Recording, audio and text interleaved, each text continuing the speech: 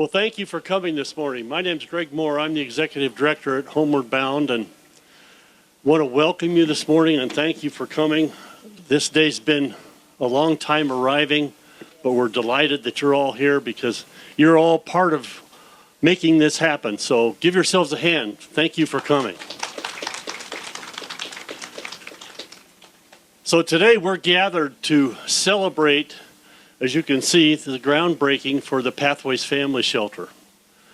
Bill and the board began working on this project a number of years ago, what, 6 years ago now or more? Longer than that.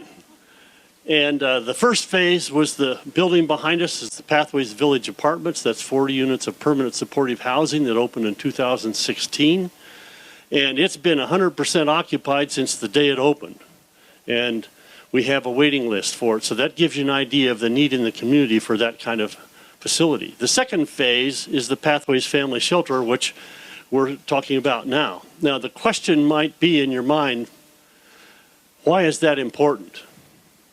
Let me give you a little statistic here. Just this year, since the beginning of our fiscal year in October 1st, we've experienced a 33% increase in bed nights and utilization at the existing shelter on North Avenue.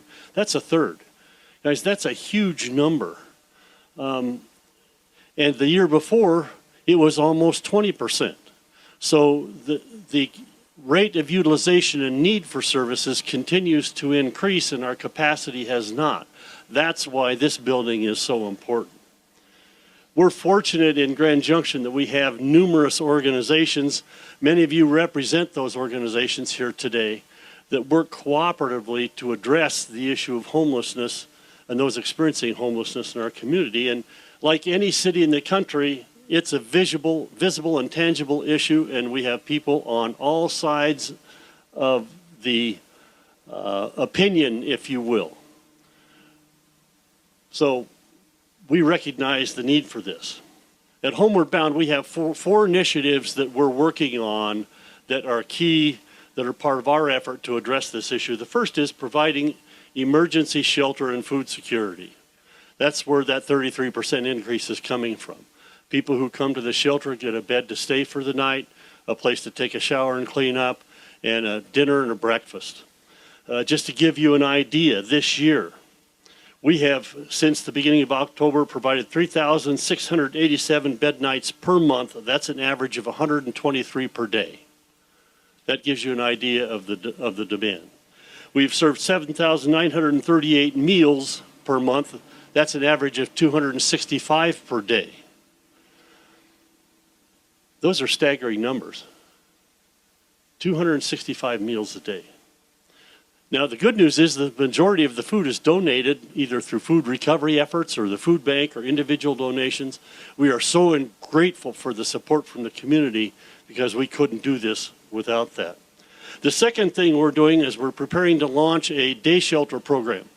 So instead of us just turning people and putting them on the street, they'll have a place to be on the property during the day with some shelter canopy, and they'll have access to restrooms. And the most important part of that is that it gives us the opportunity to interact with those people and find out what their needs are, how we can help them. Can we get them connected with services? Can we get them started on a search for housing? Maybe they have need for some kind of employment. So there are all kinds of things that we can then surround people with and give them the opportunity to do another one of our things, which is to move towards self-sufficiency. We're all about promoting self-sufficiency, getting people into permanent housing and stable in their life, surrounding them with services so that they can move ahead and resume the life that most would like to have of stability and sanity. The last part of this is, and this is something that's really important to us about this facility, is promoting wellness and healthy lifestyles. In this new building, we'll have a 4-bed family health center that will allow us to provide some services that currently we struggle to do in the existing shelter in terms of people getting wellness. I'd like to tell you just a short story here to give you an idea why this is important. The names have been changed to protect the innocent, so to speak, but I think you'll get the idea. Ed's been homeless for years. He would show up at the emergency room an average of once or twice a day and was repeatedly cited for trespassing and public intoxication. As we began to move toward a low barrier, welcoming environment for homeless individuals, including relaxed sobriety requirements, Ed began appearing at our doors. Now, this person had been chronically homeless for a number of years. Initially, he was too intoxicated to stay, but we kept encouraging, giving him meals and blankets, saying, you know, if you can get here and get your intoxication levels down, you can stay. Well, within several months, the level dropped to where he was able to stay with us. By November, he was able to stay overnight every night for the month and another 46 nights in December and January. So that's 76 nights, I think, out of the 92 that were possible. So what's the impact of that? Historically, he would have visited the emergency room 138 times in 92 days. That's a societal cost of over $400,000 in 90 days. While sheltered, he only made 27 visits. That's a huge reduction in service utilization. And that, if you moved it out to a year, is a little over $1 million annually that could be reallocated other places. That's the kind of impact that the services that are being provided in this community can have. And we didn't accomplish that alone. There are lots of other organizations that were involved in producing that.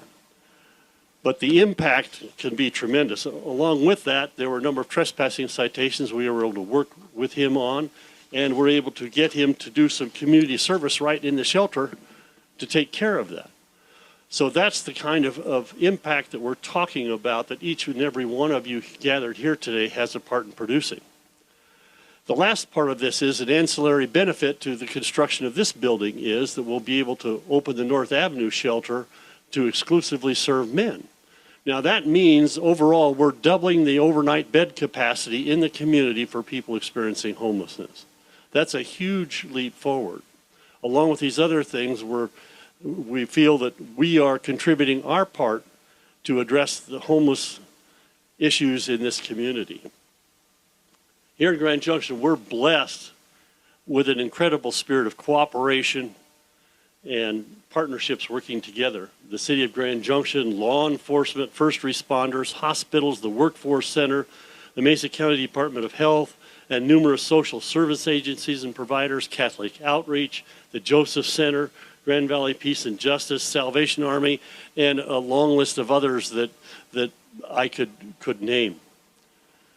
Along with that, we have generous government agencies and private foundations, many of them represented here today, businesses, churches, and individuals who give of their time and talent and financial resources to ensure the continued availability of services and the ability to do things like we're celebrating here today. OZ Architects and Shaw Construction are joining us to bring the project alive from the drawing board to completion. And we're fortunate to have such dedicated, caring, skilled, and competent partners to do this.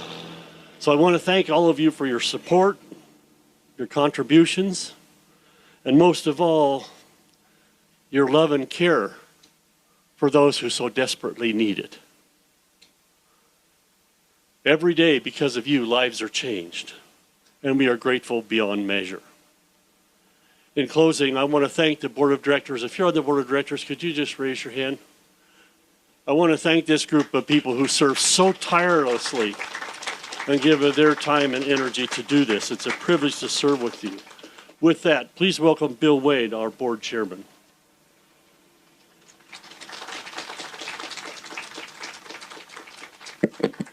Thank you, Greg.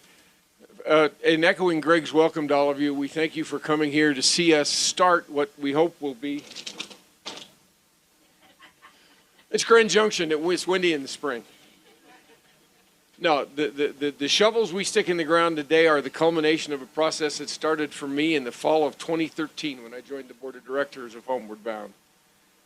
And as my lovely wife would say, if I'd known then what I know now, I'm not sure exactly how it all would have turned out, but we've been extremely fortunate. It was not quite 4 years ago. It was actually 4 years ago, July 30th, that Mayor Phyllis Norris stood on this site with me and a bunch of other people when we broke ground for Pathways.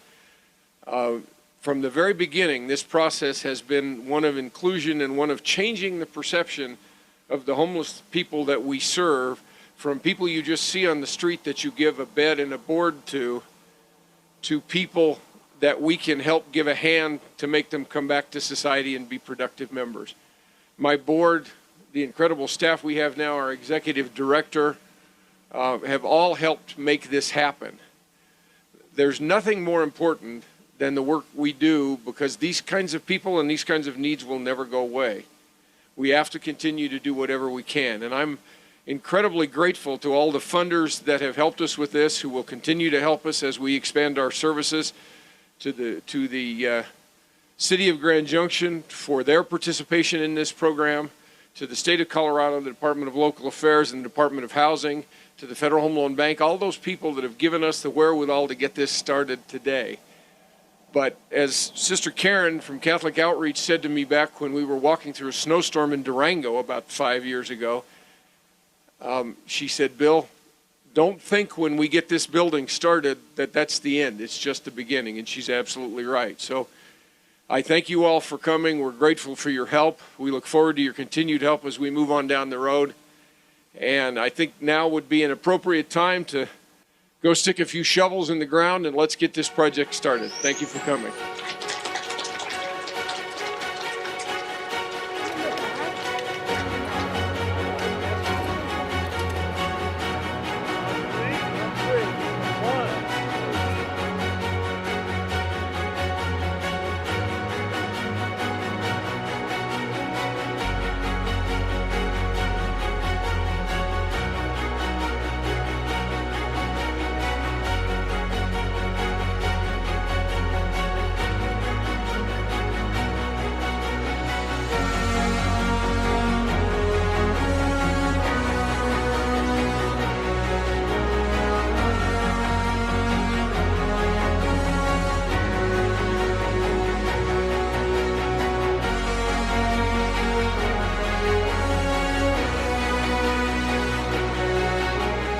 We encourage you to be a part of this process.